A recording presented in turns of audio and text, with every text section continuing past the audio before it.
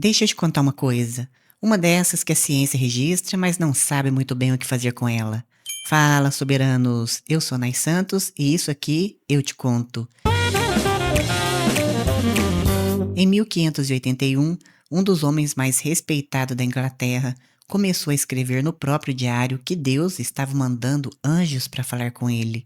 O nome dele era John Dee, e ele não era um místico marginal, um curandeiro da vila. Dee foi matemático, astrônomo, geógrafo, conselheiro científico e confidente pessoal da Rainha Elizabeth I, um dos homens mais instruídos da corte inglesa.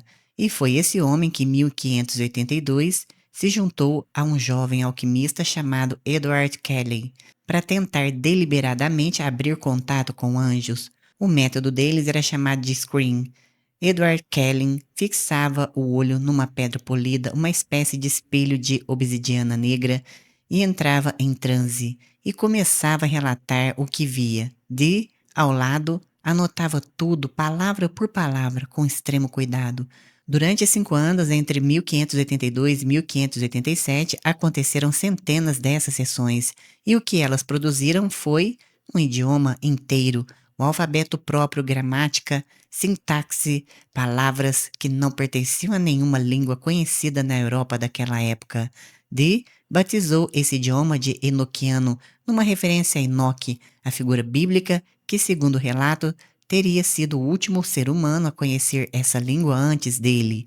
E o que Dee escreveu sobre ela é ainda mais ousado do que parece.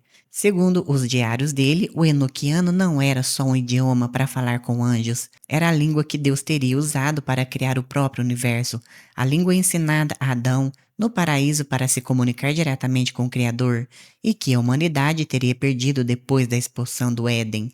Pensa nisso.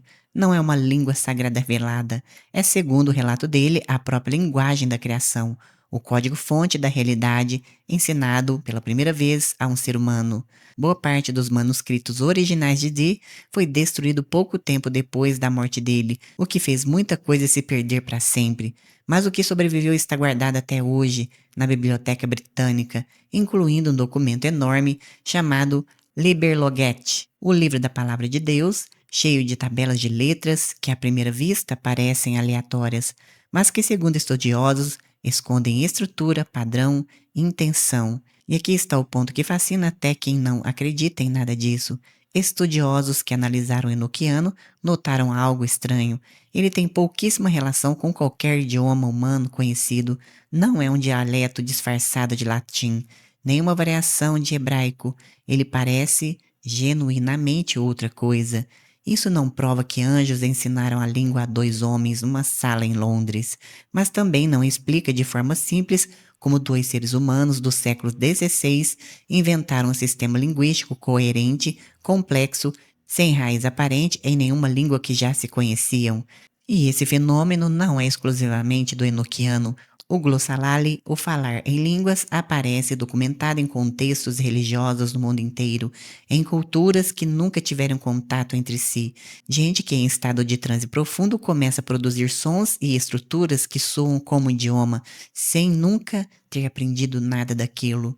Será que existe guardado em algum lugar da nossa própria consciência uma capacidade de comunicação que vai além do que aprendemos com a boca dos nossos pais? Uma linguagem mais antiga que qualquer idioma falado, esperando ser acessado em estados alterados de percepção? E eu não estou dizendo que Dee e Kelly falaram literalmente com anjos. Eu estou te convidando a olhar para o que esse caso revela, que a fronteira entre linguagem, consciência e algo maior que a gente ainda não sabe nomear é bem mais porosa do que a ciência confortável gostaria. E agora fica a pergunta, soberanos. Se existisse uma língua original anterior a todas as outras, capaz de reconectar você com algo maior, você reconheceria ela se ouvisse? Esse foi o Eu Te Conto de hoje. Eu sou Nai Santos e eu te conto mais no próximo episódio. Tchau, tchau!